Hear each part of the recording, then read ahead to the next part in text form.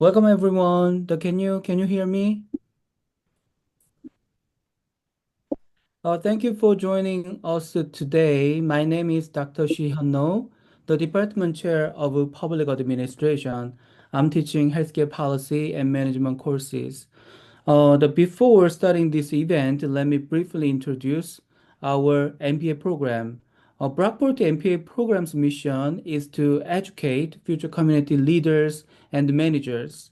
Our program is fully online and has a healthcare management concentration as well as nonprofit, local government, and public management concentrations. In addition, we offer nonprofit and local government management certificates. Our MPA program has over 2,000 alumni in the Greater Rochester area and beyond. We are proud of over 50 years of student excellence and also community engagement. So as you know, today's event is titled Innovations and Challenges in Digital Health. Digital health is revolutionizing the way we approach healthcare and also offering innovative solutions that benefit payers, providers, and patients. Today, we have the privilege of hearing from three distinguished discussants who will share their perspectives on this important topic.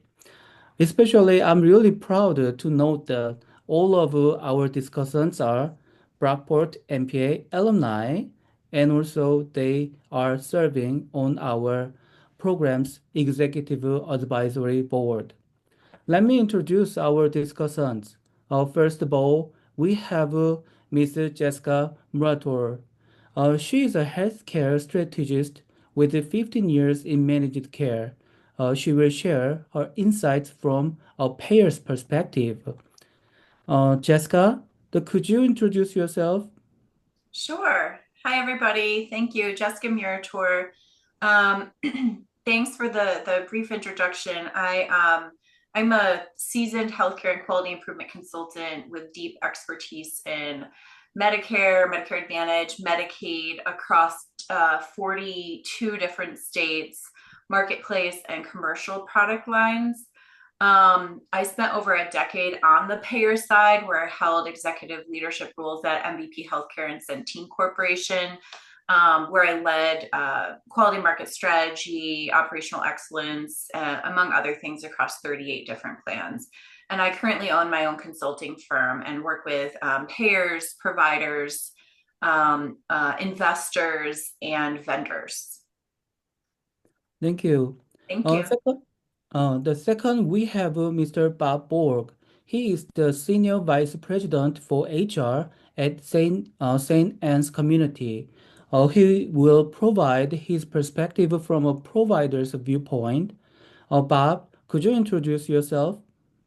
Sure. Good evening, everyone. Really happy to be here with you. Bob Bourg, Senior VP of Human Resources at St. Anne's Community. I've been fortunate to be with this organization for about 26 years. I joined in 1999.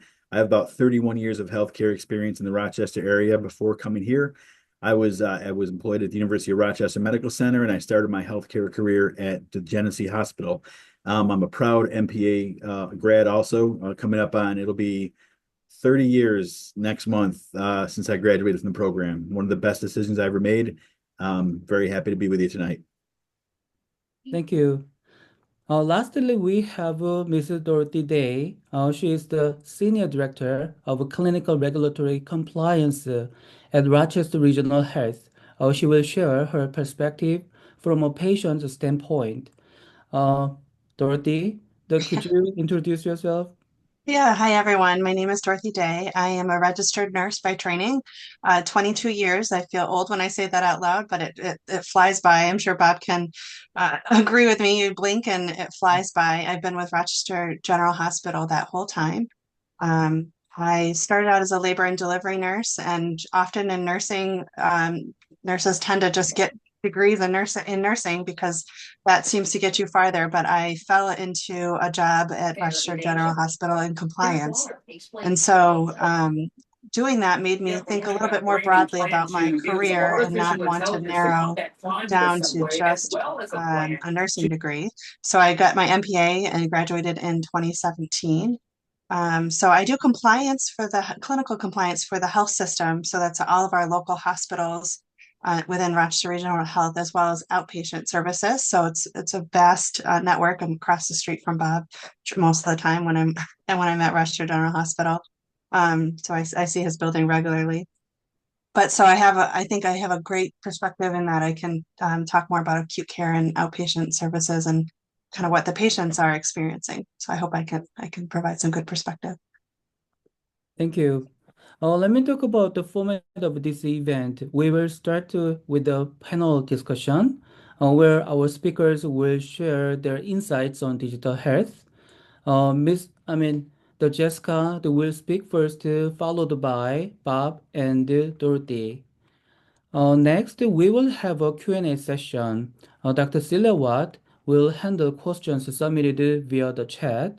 After the Q&A session, each discussant will provide key takeaway messages highlighting their insights and experience in digital health. Let's get started. Okay, so the first question, how do you define digital health from your perspective? Yeah, so I think I'm the first one up, right? So I want to give a few definitions for my discussion because I've been on the payer side for over a decade, but I'm currently in a consulting role. So I work with payers, I work with digital health vendors and investors. And so there's a lot of terminology that's used and I may use it interchangeably just without even knowing. So payers, health plans, insurers all means the same things in the context of our conversation. When you're talking about a payer, but you work at the payer, we actually don't call each other payers, we call each other health plans. So all kinds of different confusing things. And then when we're talking about patients at the health plan, we call those members. I've met one health plan locally that actually calls them customers. So you'll hear members, patients, customers, consumers. That all means the same thing interchangeably. But at a payer or a health plan, they refer to their patients as members. So I think that'll be different for me when I'm talking like than what Bob and Dorothy are saying. From a defining digital health from a payer perspective, digital health, I think, refers to just the use of technology to enhance healthcare delivery, right? Improve member outcomes or patient outcomes and optimize costs. At least that's what it's intended to do. Payers leverage digital health ecosystems to streamline operations and automate processes and strengthen partnerships with providers and their members.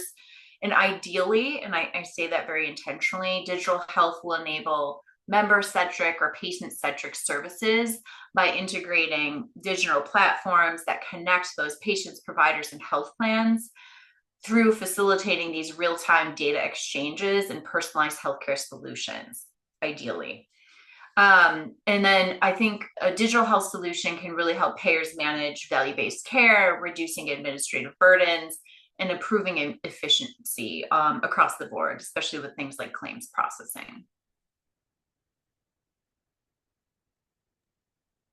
And Bob?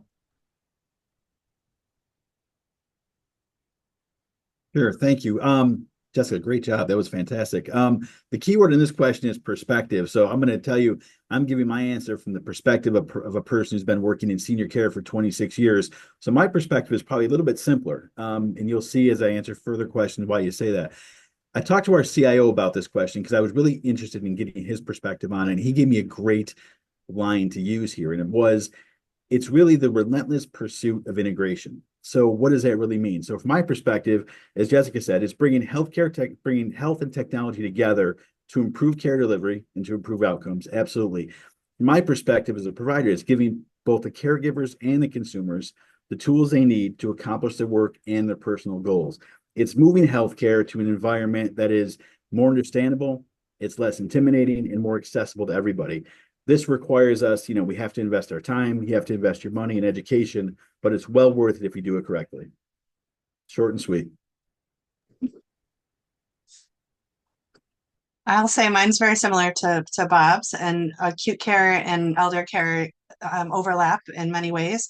And what I was thinking when I was thinking about this question, how I would respond, it's probably maybe if you've never been in healthcare from a worker standpoint, you may not realize that there are so many aspects of healthcare that were provided and continue to be provided on paper, and there's no transparency with paper. It's only as good as where it sits. So having digital healthcare means transparency in such a wonderful way that is hard to imagine unless you've really worked in that environment. When I started at Rochester General Hospital, we were entirely on paper.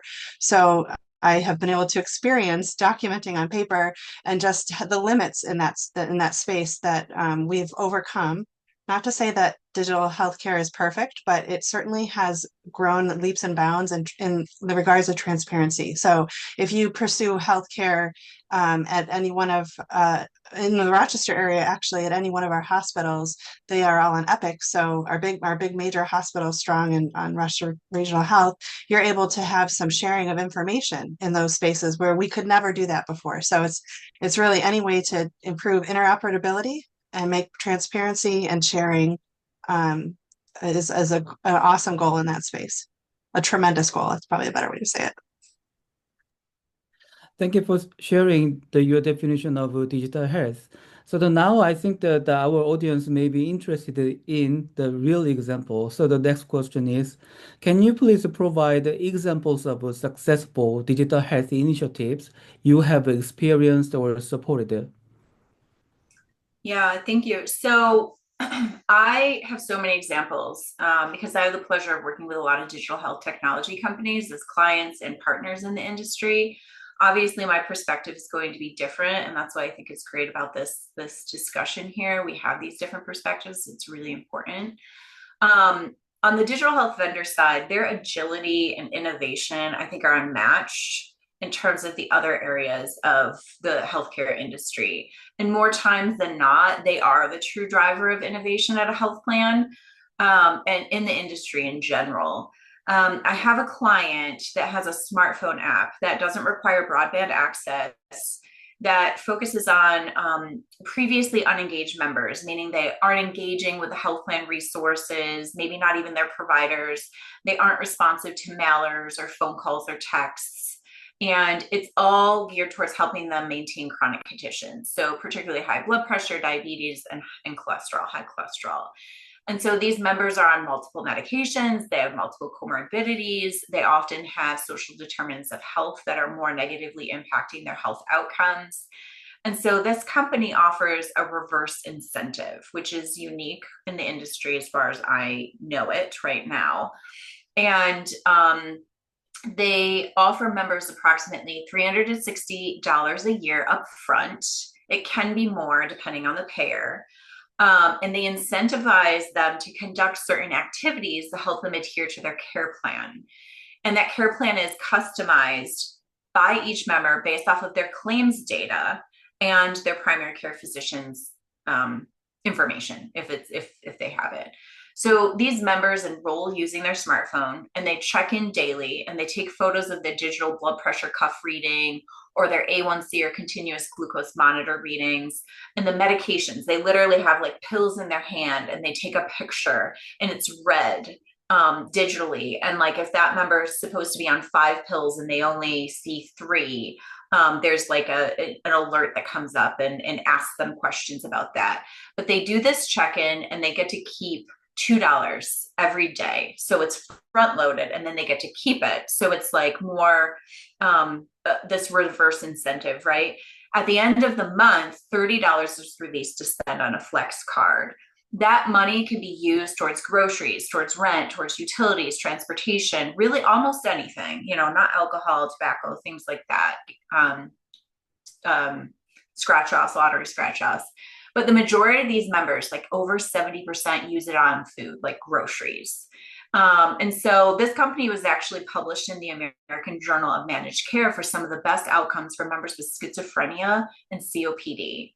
So I've been working closely with them to refine the member experience with the app and expanding their offerings to support quality improvement measures that the payers are incentivized through on CMS. But I think that's one of so many examples I have of successful digital health initiatives that I've experienced and supported.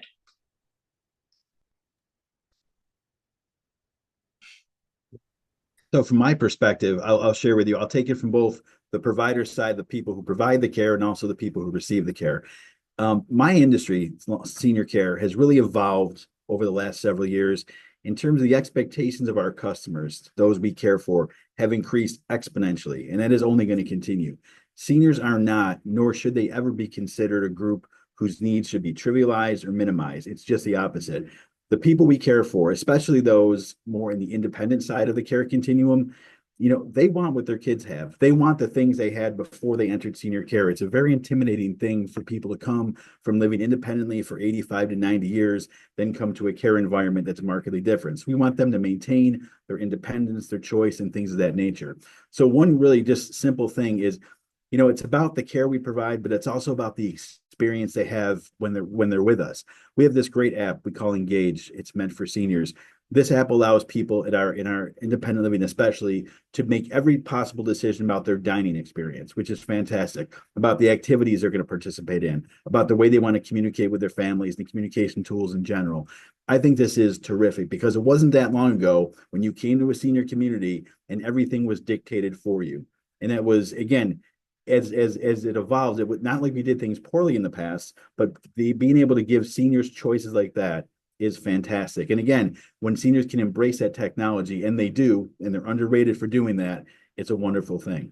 I'll also share with you just on a larger scale in terms of the organization itself.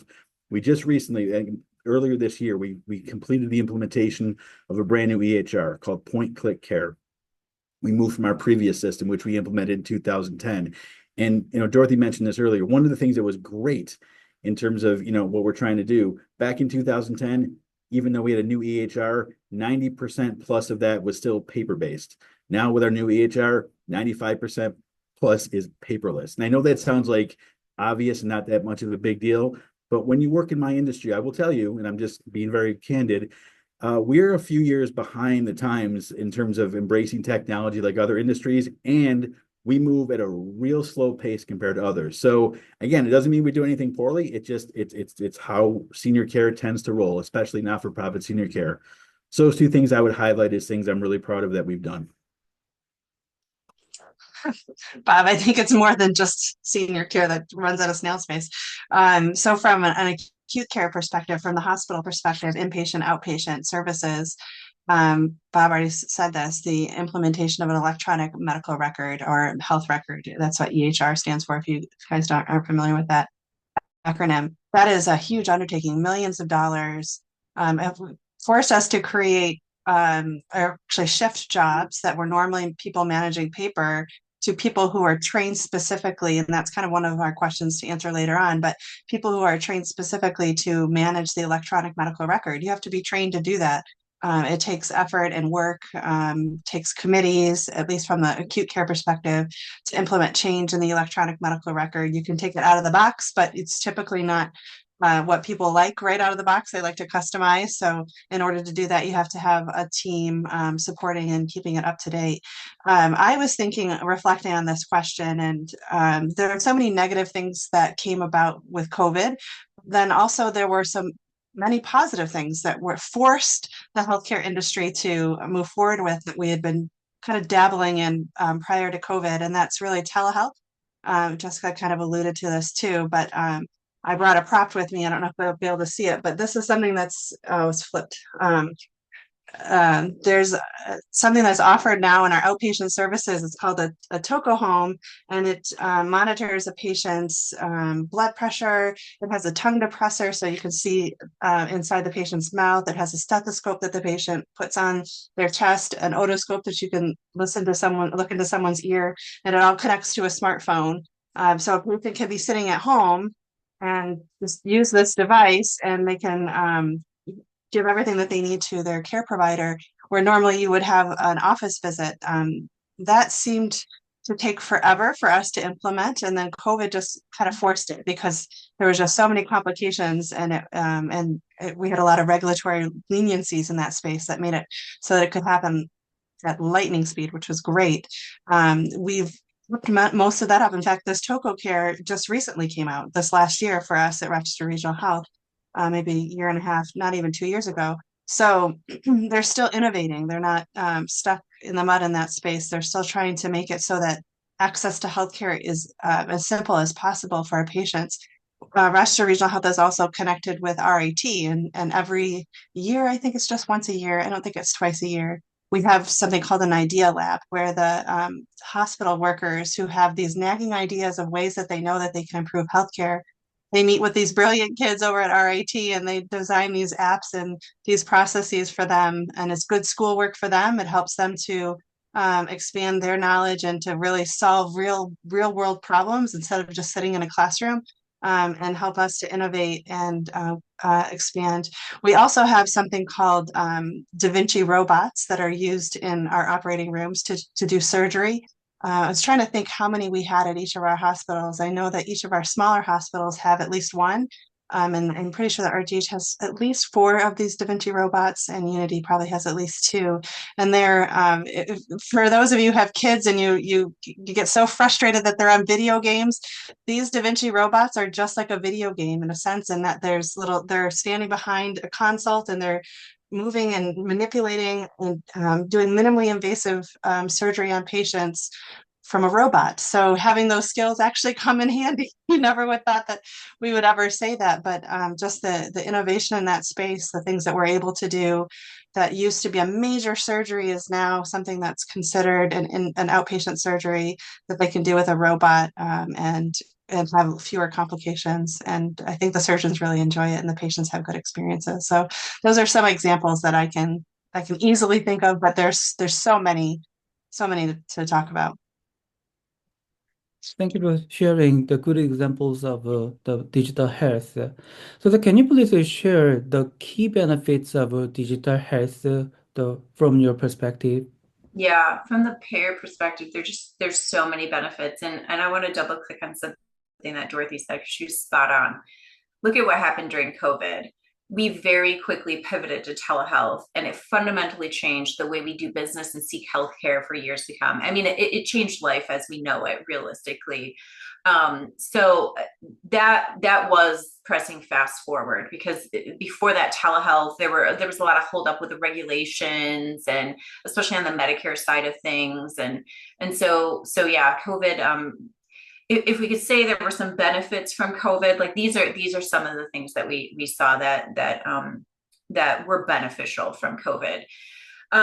Generally, when I think about like benefits of digital health for payers, medical and operational cost reduction and efficiency comes top of mind. So digital health solutions ideally streamline and automate administrative processes, and they connect members who are in rural areas or who have access issues.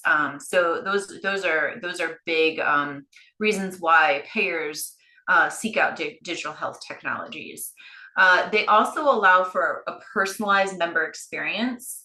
AI-driven analytics enables payers to offer tailored healthcare plans to each member with proactive interventions versus the typical reactive. And this is something that we're all used to in every part of our lives. Like Bob was saying this before, you're right, we are behind the times. This industry is way behind the times. It's not just in senior care. It's not just on the provider side.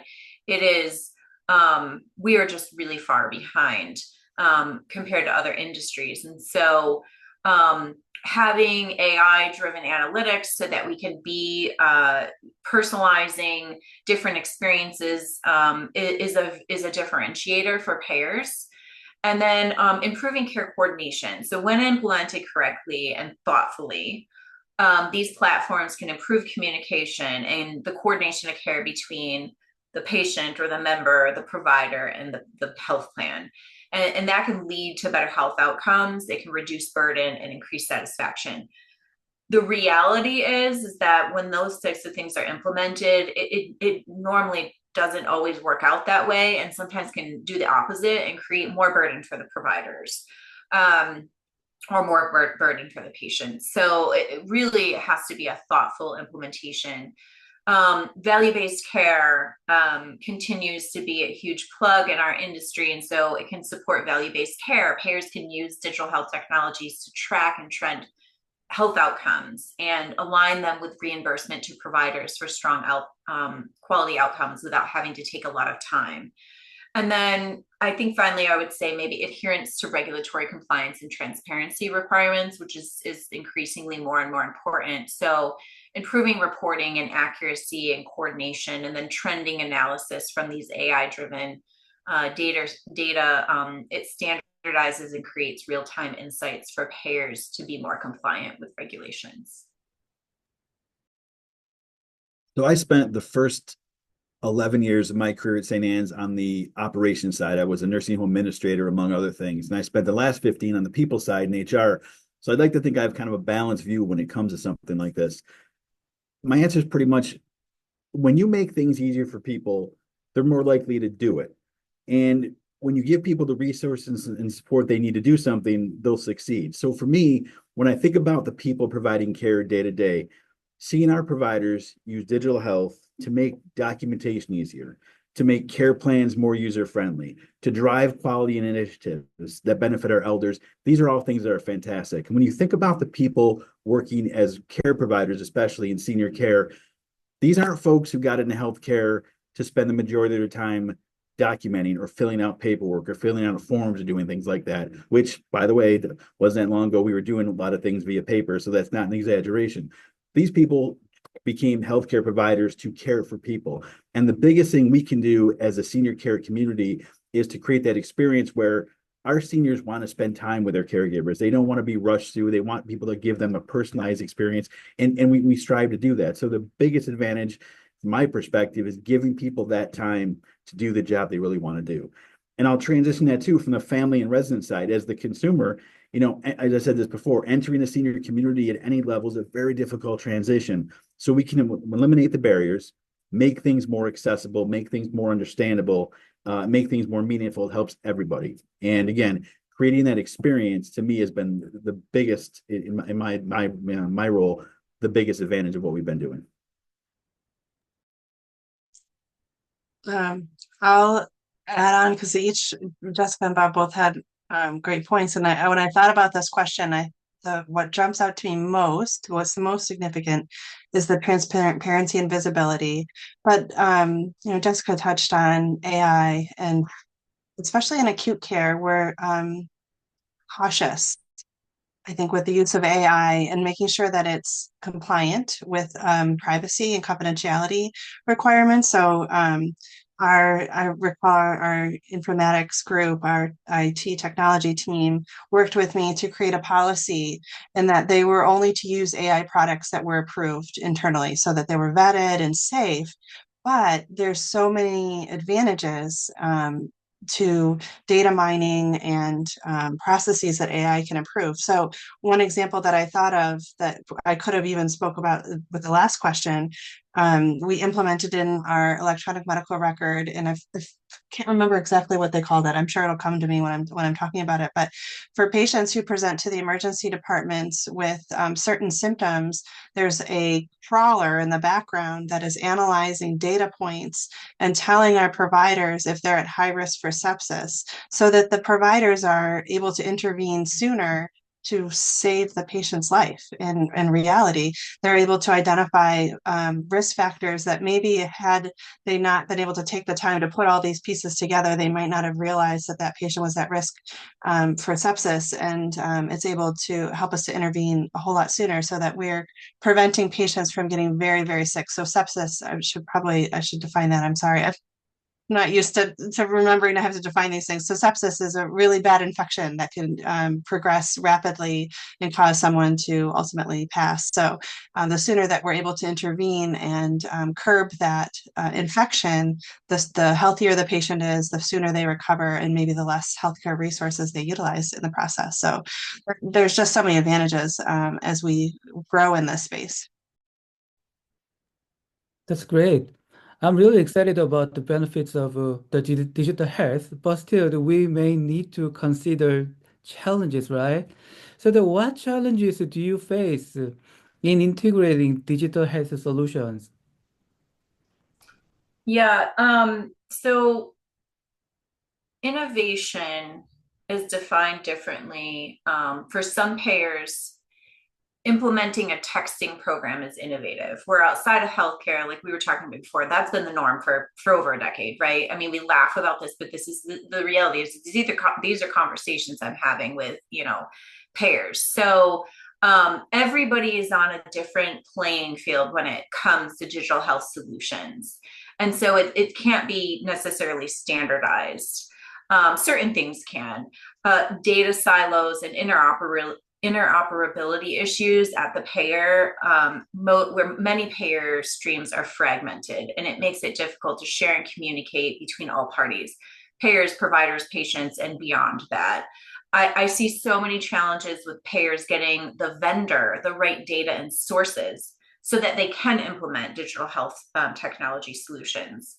And then there still is a lot of resistance in the industry. I mentioned, the texting program, which we would all think is table stakes by now, and is not for payers. But the payers' legal and compliance departments, they interpret things differently and thus more conservatively, and don't put technologies in place that could help them, help their members, and help their providers.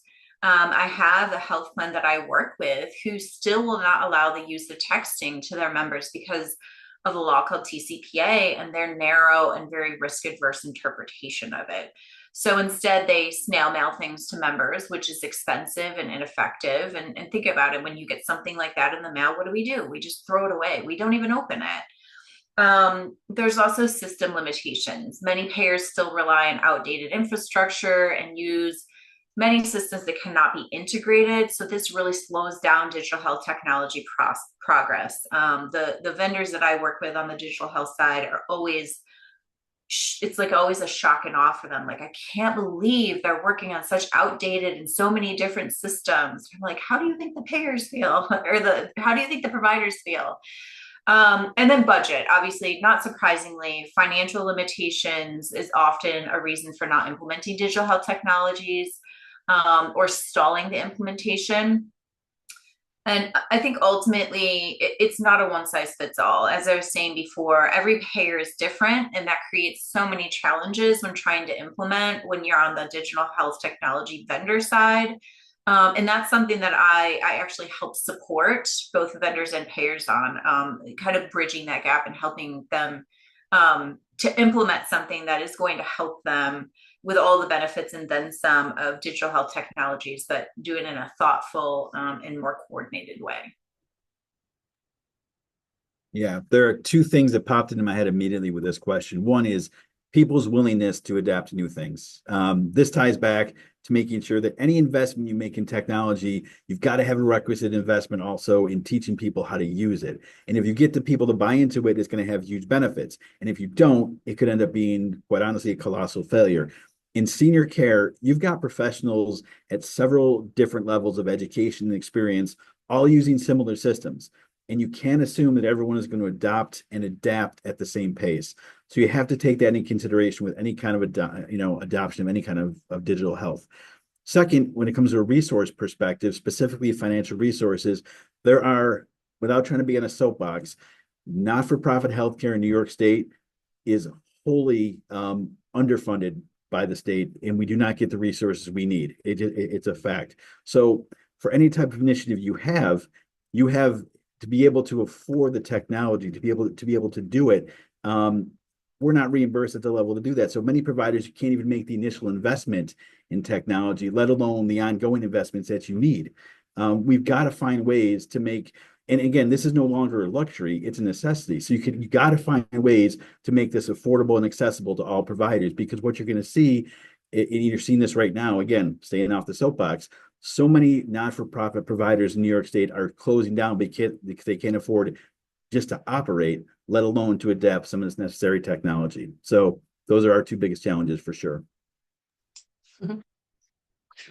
I'm going to attempt to answer Austin's question in my response as well. So when I thought about this question, what I what came first to mind. And I appreciate that I'm third because you guys both hit on topics that were like, oh, that was really good.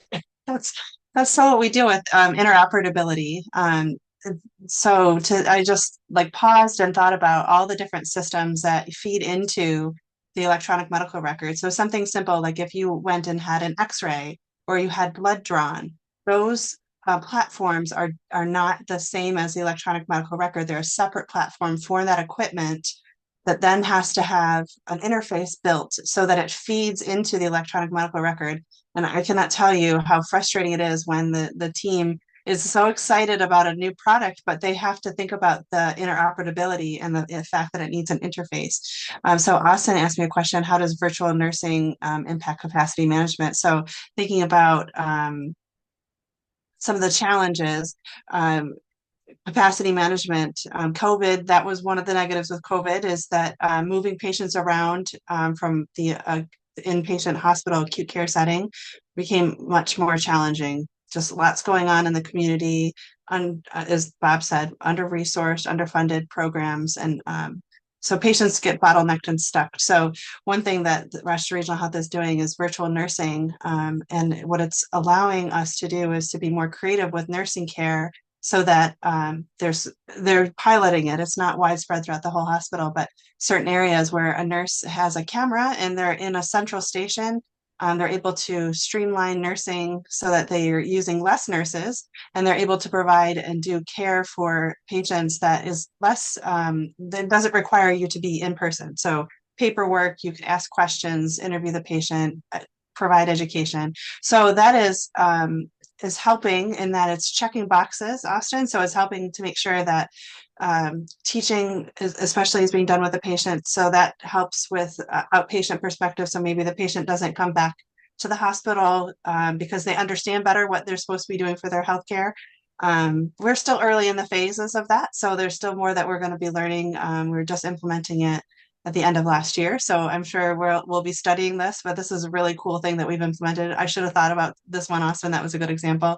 A really cool example of how we're being creative and using the resources that we have.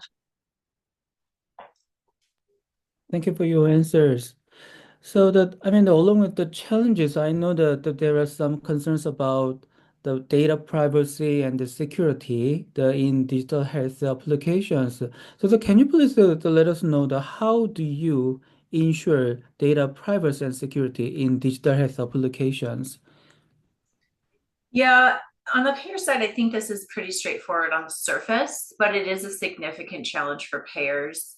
And I learned that even more as I transitioned from the payer side into consulting and advising and started working with vendors as well. Compliance with regulations to protect data, particularly PHI and PAI, that's obviously first and foremost. Secure data exchanges, leveraging secure data exchanges to enable secure and standardized data sharing. This is becoming more and more of a focus through regulatory changes and requirements. Using encryption and cybersecurity measures. Many of you were impacted, whether you realize it or not, last year by the Change Healthcare cyber attack. It was a significant ransomware attack that occurred in February of last year. And Change Healthcare detected ransomware in its systems, and the company quickly shut down its entire network to isolate the intruders. But the breach affected approximately 190 million individuals. I got a notification from them about it because my information was there. It was the single largest healthcare data breach in U.S. history. And the attack disrupted billing and insurance claims processing for a wide range of healthcare providers across the U.S. It caused widespread outages and delays. And so a lot of new regulations have been proposed as a result, but it took something like that to continue to put that on the forefront of, the regulatory requirements for ensuring data privacy and security with digital health.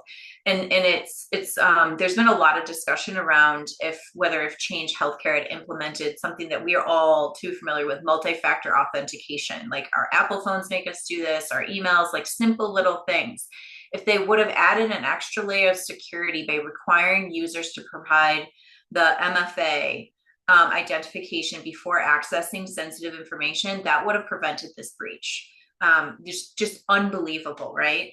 And then member education and transparency is also really important, how the payers are using their data and how they're protecting it.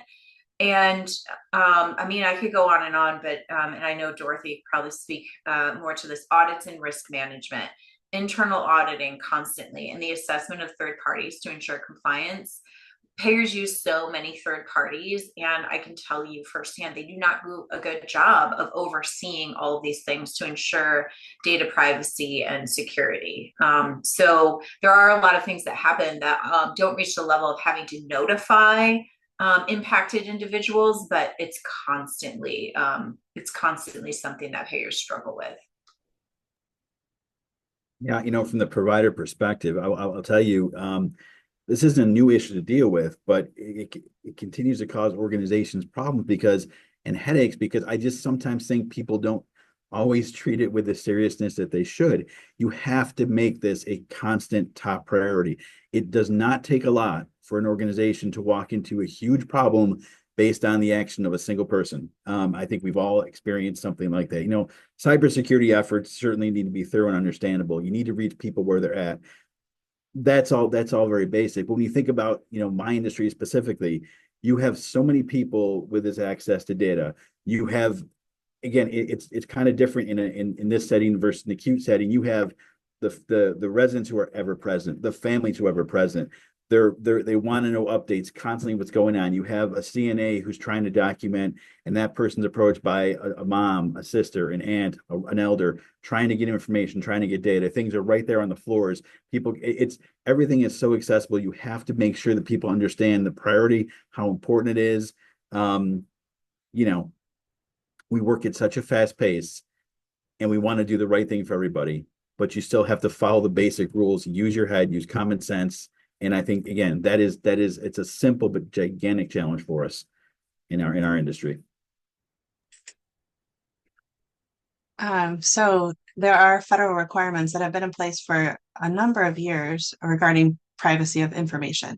One thing, I don't directly oversee this in my role, but interface quite frequently with this team because it broadly applies to compliance. So the work that I do every day. So good friends with them. We'll work with them frequently. So things that are very simple that people may not realize it's called protected health information that we have to monitor and ensure day to day, minute by minute, second by second sometimes.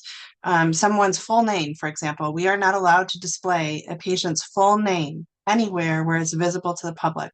So that is something we're constantly on the look for, and you would think that's not a big deal, but we're not allowed to do that. So we're allowed to do like a first initial, last name, first name, initial, last name.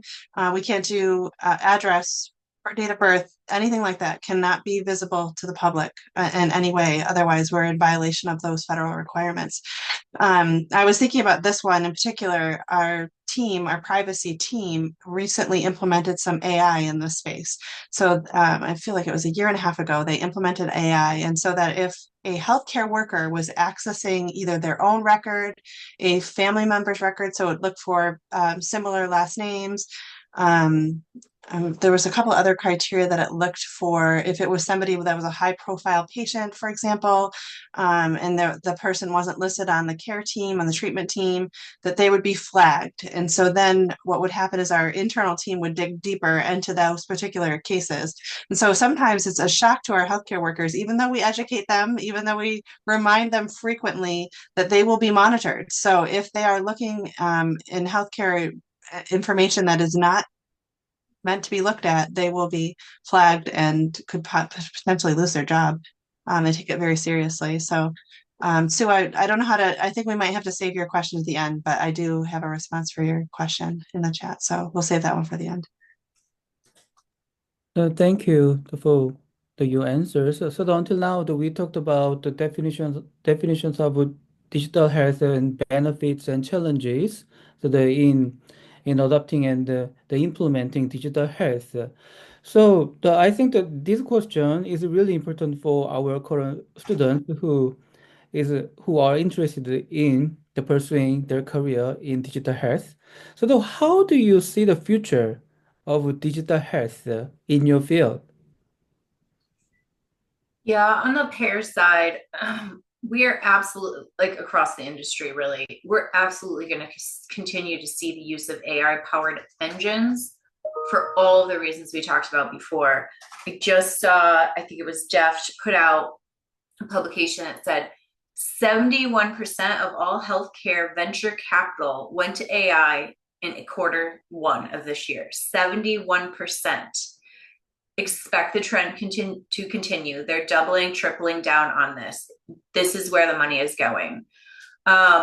We will see a more seamless digital integration as regulatory requirements push and shove payers towards interoperability and interoperable systems so they can enable real-time data exchanges. We'll see more automated claims processing and payments to hopefully alleviate some of the backlogs and frustrations on the from the provider side of not getting paid timely. And there's going to continue to be a focus on transitioning towards that value-based care and expansion where it already exists to support these types of reimbursement models. And then continued movement towards that personalized experience for each unique member, supporting both their mental and physical well-being. But I think ultimately AI is where digital health, if you're either in it or you're not, you're either you're a digital health technology company with IA or you're not. That's how you're going to be classified at this point.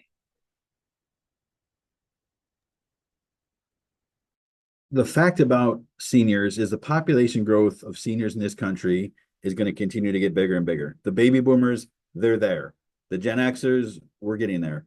People are also living longer. So all that to say that senior care providers are going to need to find ways to fully embrace all the benefits that digital health can provide.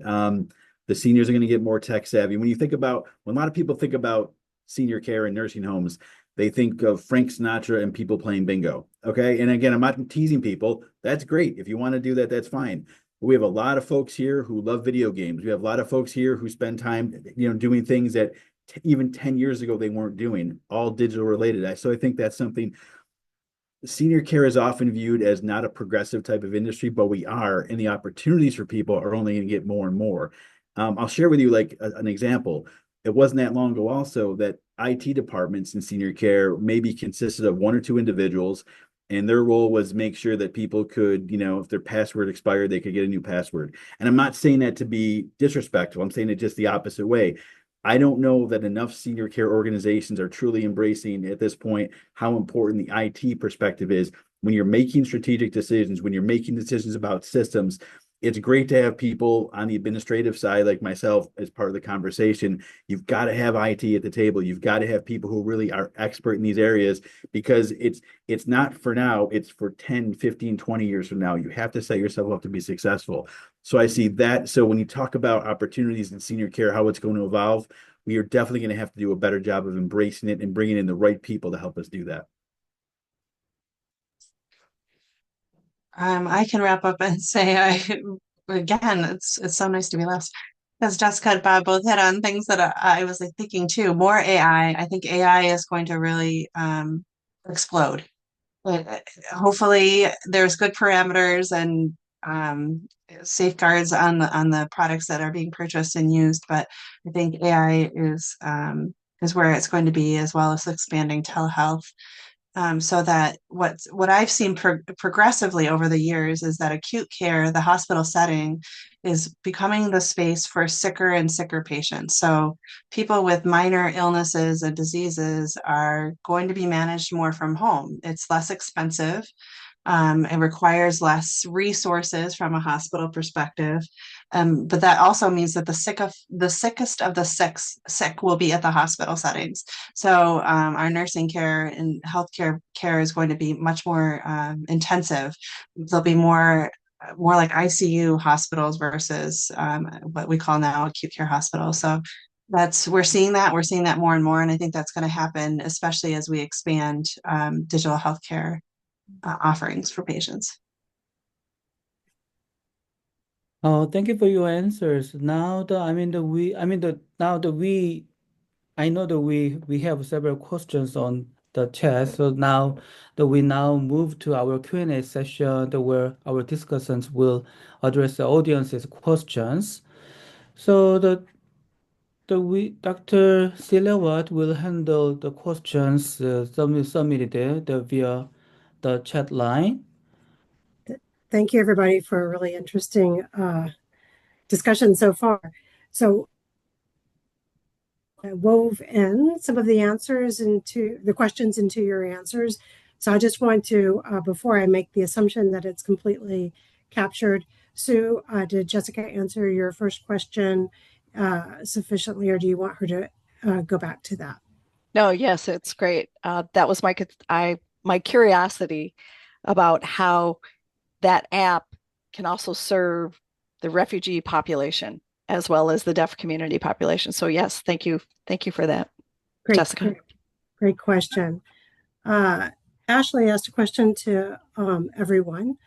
She asked, what are the negative side effects of digital health, and what can be done to protect the consumer with the negative effects of digital health? I can go first so that I give my co-presenters. I'll do it first.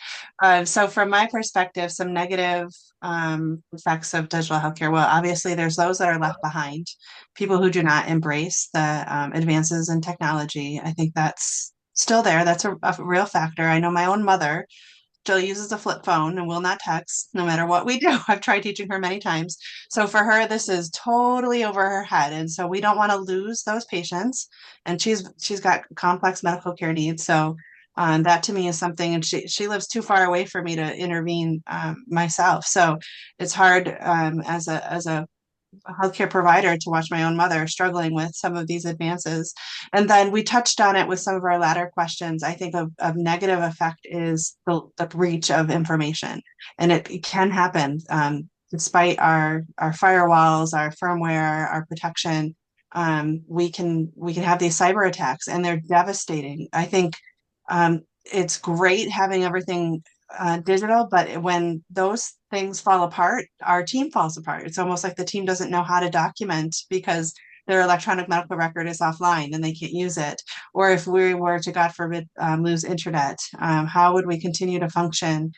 So just that could be devastating if it was long term. One of our health systems up in the North Country, St. Lawrence area, had, before they became part of Rochester Regional Health, had a major cyber attack, and they were without their electronic medical record for 2 weeks, and it scarred them. They are still scarred by that and devastated by the aftermath of just trying to navigate such a long period of time without your electronic medical record and those abilities. So that's my answer.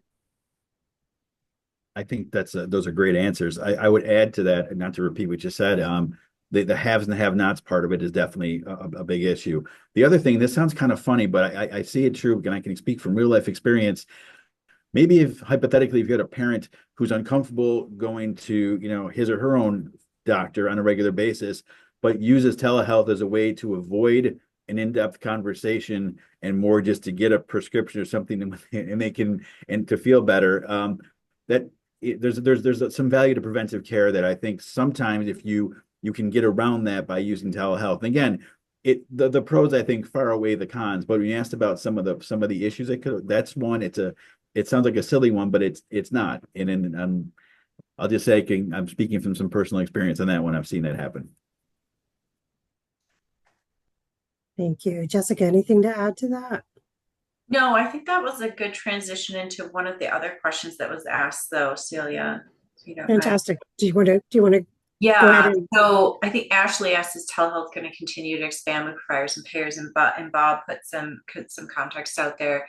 But I think so, to that point, Bob, that is why some of the regulators, so under COVID-19's public health emergency, the regulation, Dorothy alluded to this, the floodgates opened essentially. It really fast tracked us into telehealth where, like, especially on the Medicare side of things, it wasn't really something that the regulators were allowing. And it varied based on, Medicaid states too. So the CMS, the Centers for Medicare and Medicaid Services, they did finalize policies to allow Medicare Advantage plans specifically and Medicaid to include telehealth benefits, but Medicare Advantage was the one that was really behind.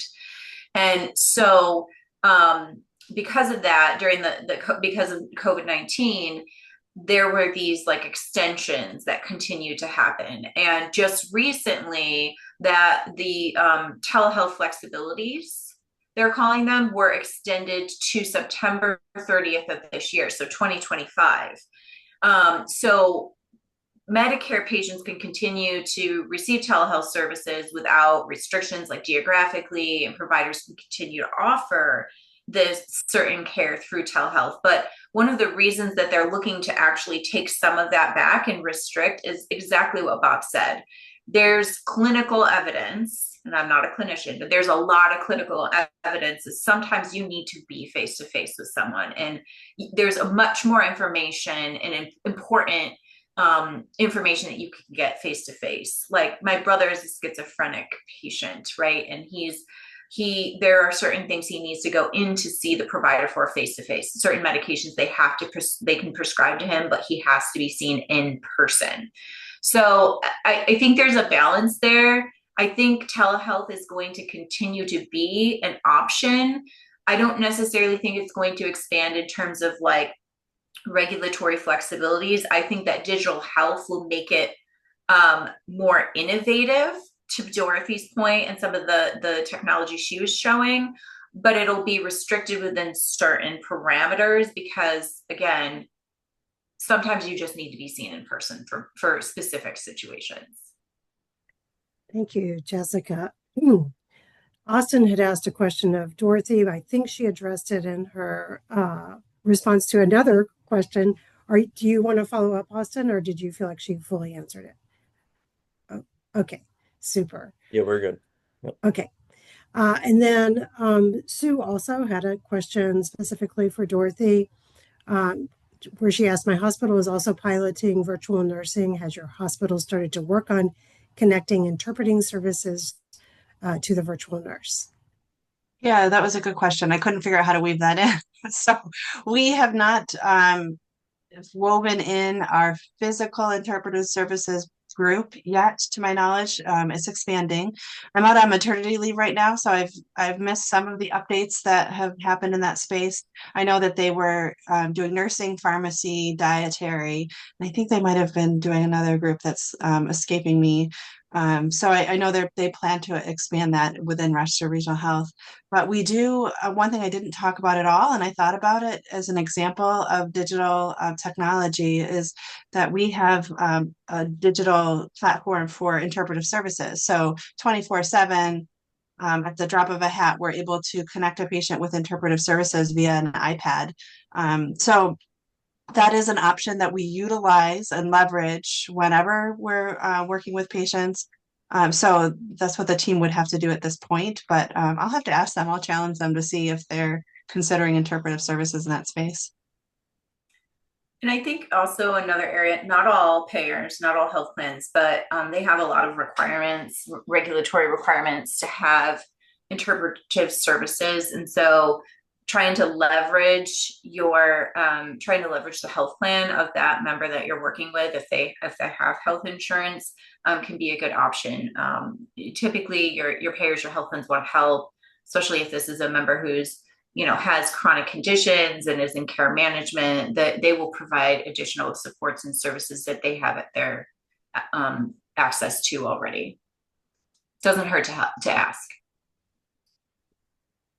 Great questions, everyone. Dr. No, I think that concludes what's in the chat session. Yep. Thank you, Celia. Okay, so I would like to thank our great speakers for sharing their experience and their insights. Also, I like to thank those who attended this event. Our Brockport MPA program is committed to student excellence and also community engagement. Our program is sharing news on LinkedIn, Facebook, and Instagram. Please stay tuned and connected for other exciting opportunities, events like this. Thank you for attending, and also thank you again for to the speakers. Thank you.